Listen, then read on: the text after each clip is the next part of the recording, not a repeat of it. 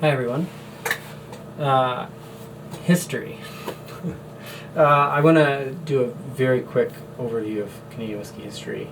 It's not going to be super comprehensive, but hopefully we'll give you some broad strokes. At the end of the video, I'm going to recommend some books, which really will help you discover more in detail about Canadian whisky history. And those books are from people who've done far more research than I have and are far better suited to speak to Canadian whisky history than I would be. I would just be reciting their stuff. So better you hear from them. So Canadian whisky, the first kind of records of distillation in Canada happened around, in the 1700s with rum and whiskey stills, and so making a lot of rum and grain spirit. And you have, at the time, on the whiskey side, a lot of wheat being distilled, because wheat is what grew. So people are distilling what grew around them. A lot of early distillation happened because, for whatever reason, the grain needed to be preserved in some way, and so one way you can make use of grain that you can't sell or that'll go bad is you can distill it into whiskey, and the whiskey's going to keep, and people will drink the whiskey. So that kind of happened. A kind of really important thing that happened in that time is some distillers started adding rye to their wheat whiskeys to give it a bit of flavor, and this is kind of how a lot of the Canadian whisky style kind of began, was the use of rye to really enhance some other grains that didn't have as much flavor. And so you kind of have that going on, and you have a lot of small scale distillation happening through the 1700s, beginning of the 1800s. Thomas Molson of the Molson family, who started a massive beer company, Molson. But anyway, so Tom and Molson in Montreal started a big distillery, kind of the first big one, and eventually moved that distillery to Kingston. But that distillery in the 1800s made a lot of whiskey and started supplying the English market, actually, because they weren't getting enough whiskey for their demand from Scotland, and they were at war with the French, so the consumption of French products was down as well. So Canadian whisky was able to fill a bit of a gap, and so Thomas Molson's distillery grew. And then towards the beginning of the 1800s, you have some competitors starting to come in. So you have Gooderham and Warts in Toronto in 1837. So if you go to Toronto, there's a distillery district. That district has nothing to do with distillation for the most part now, but used to be one of the biggest distilleries in the world. So that was Gooderham and Warts. I will say there's a craft distillery now, but it's nothing like what Gooderham and Warts was. So you have Gooderham and Warts coming in. You have Philip Weiser, J.P. Weiser, and Prescott with a distillery as well. And so all of a sudden you start to have competition and these bigger brands developing. I guess bigger distilleries developing. And Canada grew to be, some of those distilleries grew to be quite large. Gooderham and Warts, towards the middle of the 1800s, was making 2.5 million gallons per year. A lot of whiskey. And, became at one point the largest distiller in the world. And then Canada became, at one point, the largest distillery country, or I guess the largest country for distillation in the British Empire. So, things really, really boomed. And one of the reasons that they started to boom was in the 1860s, you had the Civil War in the U.S. Happening, and the war meant there was a lot of demand for whiskey, and then also, some of your typical suppliers would have been cut off. So, Kentucky in the South makes a lot of whiskey. The North aren't buying whiskey from the South anymore. So a lot of Canadian distilleries really grew to meet that demand. So that was the big boom of Canadian whiskey in the 1860s.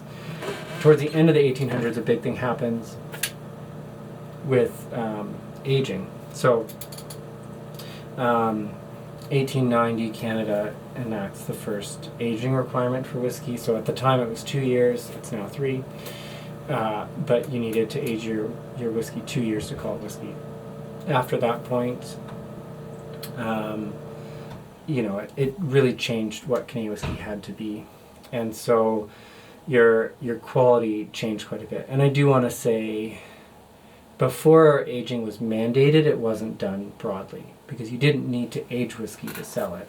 So whiskey in kind of the 1800s and before is nothing like it would have been today. It was often made in, with rough distillation practices and rough distillation technology. So you have a rougher spirit that needed to be doctored up with sugar and tea and wine, and sometimes they'd have rum to it, and fruit. So completely different thing than today. And I say that too because when you sometimes hear about these recipes from the 1800s, and they're not whiskey as it is today. And so back then, it not necessarily bad, but just a very different product. And if you recreate it today, most people wouldn't identify it as whiskey. So anyway, Canada enacts an aging requirement 2 years. This was 17 years before Europe enacted an aging requirement on whiskey, and 25 years before the U.S. did. So a bit before that time. And then, coming into the 1900s, you have World War One. Some of the distilleries shutting down whiskey production to help out with the war effort. And then you have the following World War One, you have the temperance movement come in, and you have various prohibitions. So the demand changed with the temperance movement and people being less, fewer people actually wanting to drink. But then also you have prohibition mainly in the U.S., where the U.S. was no longer open for business. And so all of a sudden you have these massive distilleries that really supply the U.S. market, and all of a sudden you have no supply chain. You can't get your whiskey anywhere. Now, smuggling did happen to the U.S., but it was at a very small proportion of how much whiskey moved across before. So Prohibition was a very challenging time for Canadian whiskey. You had a lot of brands shut down and a lot of consolidation happening, and so it really did it was quite challenging for Canadian whiskey. And so as much as people like to talk about Prohibition and smuggling and all this stuff, it was quite a challenging time for Canadian whiskey, and a lot of what was smuggled into the U.S. also through Canada wasn't necessarily Canadian whiskey. More Scotch was smuggled across the border than Canadian whiskey. So that was going on as well. And then as the provinces as well in Canada, for the most part, had prohibitions of their own. And so some of the legal demand, dried up here as well in Canada. So you have that, becoming a bit of an obstacle to Canadian whiskey. So coming out of Prohibition, it didn't last forever.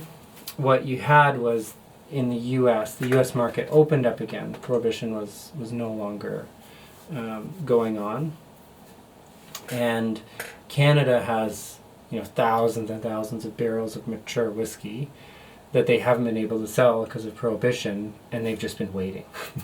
And so all of a sudden, the floodgates open up, and you have an American industry trying to supply trying to build up some supply for the demand, but it kind of had to restart it. Very little of it was left because everything had to shut down in Prohibition.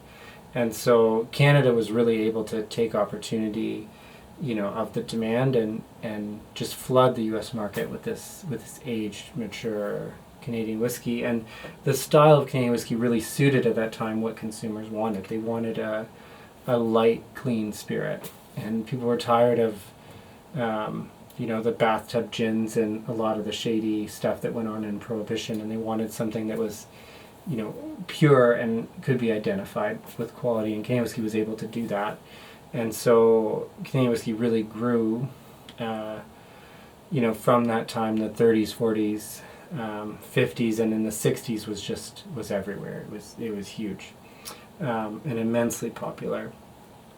And then towards the 70s, the demand changed a bit as people looked more towards something that's even more pure. vodka, and vodka became, dominating, and people tended to consume less spirits and were more into beer and wine. So that was happening as well. And so you kind of have Canadian whiskey stagnating a bit.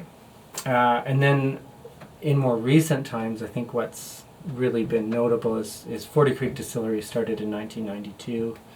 John Hall founded it, and he started to come out with these really high quality whiskeys, and really had a strong message that Canadian whiskey was terrific stuff, and the best Canadian whiskey, is among the best whiskey in the world, and started to kind of reframe, what Canadian whiskey could be. And I think that was really important and started this wave of different people coming out, like Don Livermore currently, who's perhaps the banner bearer today at Hiram Walker Distillery, of, this is what Canadian whiskey can be, this is what it can do, and here you go. Here's some of the best whiskey you'll ever taste.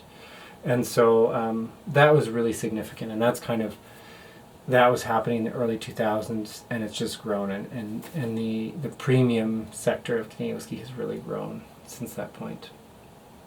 So, a little bit on history there. I'll end this video now, but I will touch a bit on book recommendations to dive a bit deeper on history next. So, thanks for tuning in.